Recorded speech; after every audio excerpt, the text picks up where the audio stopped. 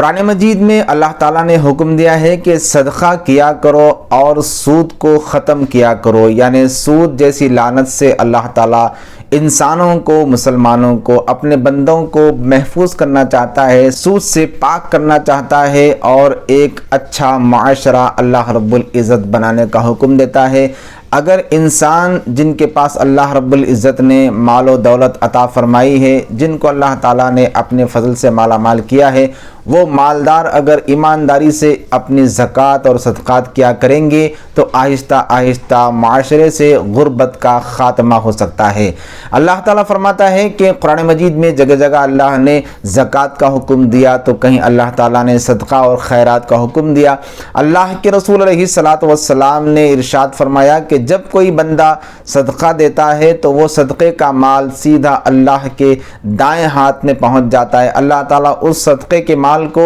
اپنے سیدھے ہاتھ میں لیتا ہے اور اس کی پرورش کرتا ہے، جیسا کہ انسان اپنے گھوڑے کے بچے کی یا کسی بچڑے کی پرورش کرتا ہے۔ اللہ کے رسول علیہ الصلاۃ والسلام آگے ارشاد فرماتے ہیں اللہ تعالیٰ اس کو پالتا رہتا ہے یہاں تک کہ وہ صدقے کا ثواب احد پہاڑ کے برابر ہو جاتا ہے۔ یعنی اللہ رب العزت کو صدقہ دینے والا اتنا پسند ہے کہ جب صدقہ دیا جاتا ہے تو اللہ تعالیٰ خود اپنے ہاتھوں سے اس صدقے کے مال کو لیتا ہے اور پھر اس کو پالتا رہتا ہے یہاں تک کہ وہ احد پہاڑ کے برابر ہو جاتا ہے۔ جب قیامت کا دن ہوگا تو وہ صدقے کا مال، وہ اجر اس کو جب دیا جائے گا اللہ کی بارگاہ سے تو یقیناً وہ صدقے کا ثواب پانے والا یہ حسرت کرنے لگے گا کہ کاش میں ساری زندگی صدقہ و خیرات ہی کیا کرتا تاکہ آج مجھ کو ڈھیر سارا اور ثواب اللہ کی جانب سے عطا کیا جاتا۔ تو یہ صدقے کی فضیلت ہے، صدقہ و خیرات کرنا چاہیے۔ اما عائشہ صدیقہ رضی اللہ تعالی عنہا جب بھی صدقہ و خیرات کرتی،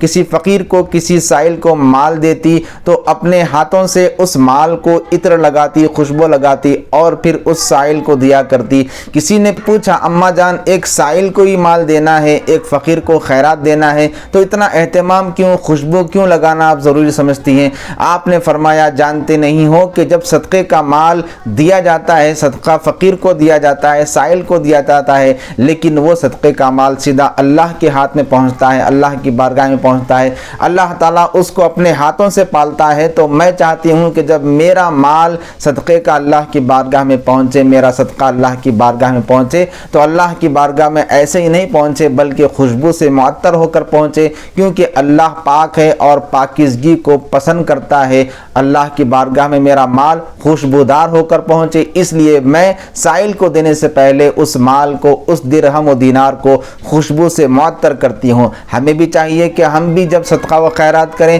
اما عائشہ صدیقہ رضی اللہ تعالی عنہا کی اس سنت پر عمل کرنے کی ضرور کوشش کریں۔ ملتے ہیں اگلی ویڈیو میں، تب تک اس حقیر کو اپنی دعاؤں میں یاد رکھیے، اپنے گھر والوں کا خیال رکھیے۔ والسلام علیکم ورحمۃ اللہ وبرکاتہ۔